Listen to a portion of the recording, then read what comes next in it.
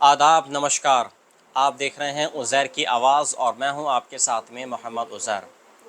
Middle east आई के सूत्रों ने एक सनसनीखेज़ खुलासा किया है कि ईरान ने हाल ही में इजराइल के साथ हुए 12 दिन के संघर्ष में नष्ट हुए अपनी वायु रक्षा प्रणालियों को पुनः दोबारा से रिस्टोर करने के लिए चीन से सतह से हवा में मार करने वाली मिसाइल बैटरीज यानी SAMS हासिल कर ली है। ये खबर तब सामने आई है जब 24 जून को ईरान और इसराइल के बीच एक अघोषित युद्ध विराम लागू हो चुका है। इस घटनाक्रम ने मध्य पूर्व में पहले से ही तनावपूर्ण स्थिति को और जटिल कर दिया है, जिससे अमेरिका और उसके सहयोगी देशों की चिंताएं बहुत ज़्यादा बढ़ती दिख रही हैं।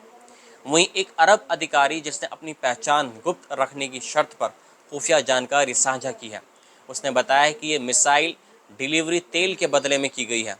चीन, जो ईरान के कच्चे तेल और कंडेंसेट का सबसे बड़ा आयातक है, अमेरिकी प्रतिबंधों के बावजूद मलेशिया जैसे देशों को ट्रांसशिपमेंट हब के रूप में इस्तेमाल कर ईरानी तेल का रिकॉर्ड आयात कर रहा है। अमेरिकी ऊर्जा सूचना प्रशासन की मई की एक रिपोर्ट के अनुसार ईरान का लगभग 90% तेल निर्यात बीजिंग को जाता है।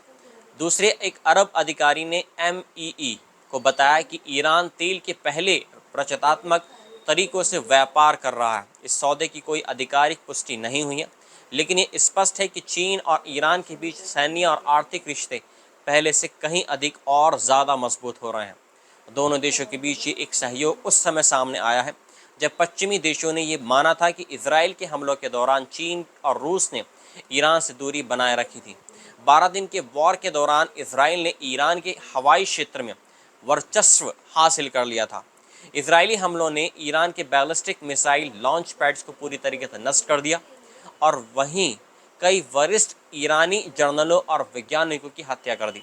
इसके बावजूद ईरान ने इजराइल के तेल अवीव को और हाइफा में संवेदनशील ठिकानों पर बैलिस्टिक मिसाइलों से ताबड़तोड़ एयर स्ट्राइक करी और जवाबी कार्रवाई की। युद्ध विराम लागू होने से पहले ये संघर्ष क्षेत्रीय स्थिरता के लिए एक बड़ा खतरा बन गया था। ईरान ने अपनी रक्षा प्रणालियों को मजबूत करने के लिए पहले से ही रूस की S-300 यानी 300 पुरानी चीनी प्रणालियों और स्थानीय स्तर पर निर्मित खुर्दाद सीरीज और बवर 373 मिसाइल सिस्टम्स का उपयोग किया है। हालांकि ये सिस्टम इसराइल के F-35 स्टील्थ विमानों को रोकने में सीमित क्षमता रखते थे। नई चीनी मिसाइल बैटरीज जिसे HQ-9 और HQ-16 जो पाकिस्तान और मिस्र को भी आपूर्ति की गई हैं, ईरान की रक्षा क्षमता को और बढ़ा सकती हैं। जून में ईरान ने कतर में स्थित अमेरिका के अल उबैदा सैन्य हवाई अड्डे पर एक सुनियोजित मिसाइल हमला किया। इसमें एक महत्वपूर्ण संचार उपकरण को बहुत ज़्यादा नुकसान पहुंचा है। सैटेलाइट तस्वीरों के अनुसार हमले से पहले अड्डे पर मौजूद एक बड़ा सफ़ेद गुंबद यानी राडोम बरकरार था, लेकिन 24 जून की तस्वीरों में यह पूरी तरीके से नष्ट हो चुका था। लंदन स्थित ईरान इंटरनेशनल और एसोसिएटेड प्रेस ने सैटेलाइट तस्वीरों का पूरी तरीके से विश्लेषण कर इस नुकसान की पुष्टि की है। अमेरिकी और कतरी सुरक्षा बलों ने ईरान की 14 बैलिस्टिक मिसाइलों में से 13 को पैट्रियट मिसाइल सिस्टम के जरिए रोक लिया था। हालांकि एक मिसाइल या ड्रोन ने हवाई अड्डे को नुकसान पहुंचाया। एक्सपर्ट्स का मानना है कि हमला ड्रोन के जरिए किया गया है और हो सकता है जिसने अमेरिकी और कतरी वायु रक्षा प्रणालियों को चकमा दे दिया। ये घटना अमेरिकी रक्षा प्रणालियों में कमजोरी को उजागर कर रही है, जिसका ईरान भविष्य में फ़ायदा उठा सकता है। अमेरिकी राष्ट्रपति डोनाल्ड ट्रंप ने इस हमले को कमज़ोर प्रतिक्रिया करार दिया और दावा किया कि कोई अमेरिकी सैनिक इसमें हाथाहाथ नहीं हुआ है और ना के बराबर इसमें नुकसान हुआ है। हालांकि ईरान के इस्लामिक रेवोल्यूशनरी गार्ड्स कॉर्प्स ने इसे विनाशकारी हमला बताया और दावा किया कि अल उबैदा एयरबेस तहस नहस हो गया है।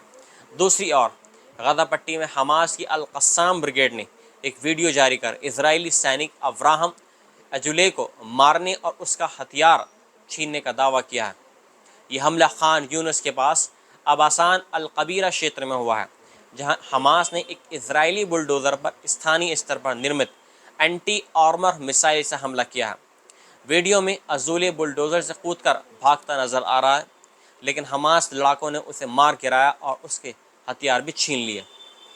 ये इतिहास की खबरें कुछ ईरान से, कुछ हमास की तरफ से यानी फ़िलिस्तीन की तरफ से। मिलता हूँ मैं आपसे अगली रिपोर्ट में। जय हिंद।